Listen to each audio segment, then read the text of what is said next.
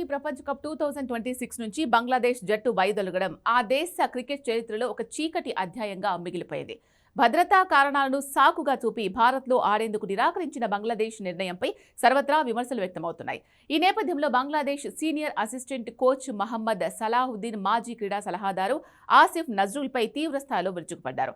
రాజకీయ నిర్ణయాల వల్ల ఆటగాళ్ల జీవితాలు, వారి దశాబ్దాల కలలు ఎలా నాశనమయ్యాయో ఆయన ఆవేదనతో వివరించారు. బంగ్లాదేశ్ క్రికెట్ లీగ్కు ముందు జరిగిన మీడియా సమావేశంలో సలాహుద్దీన్ అత్యంత భావోద్వేగంతో మాట్లాడారు. ఒక్కో ఆటగాడు వరల్డ్ కప్ వంటి మెగా టోర్నీలో ఆడాలని సగటున 27 ఏళ్ల పాటు కఠోర శ్రమ చేస్తారని, అలాంటి కలను కేవలం కొన్ని రాజకీయ నిర్ణయాలతో ఒక్క సెకండ్లో తుడిచిపెట్టేశారని మండిపడ్డారు.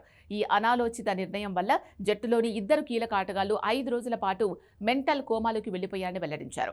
దేశం కోసం త్యాగాలు చేయడానికి ఆటగాళ్లు సిద్ధంగా ఉన్నప్పటికీ వ్యవస్థ లోపాల వల్ల జరిగిన ఈ వ్యక్తిగత నష్టాన్ని ఎవరు పూడుస్తారని ప్రశ్నించారు. ఈ గందరగోళానికి ప్రధాన కారకుడిగా భావిస్తున్న మాజీ క్రీడా సలహాదారు ఆసిఫ్ నజ్రుల్పై సలాహుద్దీన్ నిప్పులు చెరిగారు. ఢాకా యూనివర్సిటీలో ప్రొఫెసర్ స్థాయి వ్యక్తి అయ్యుండి ఆసిఫ్ నజ్రుల్ పచ్చి అబద్ధాలు ఆడుతున్నారని ఆరోపించారు.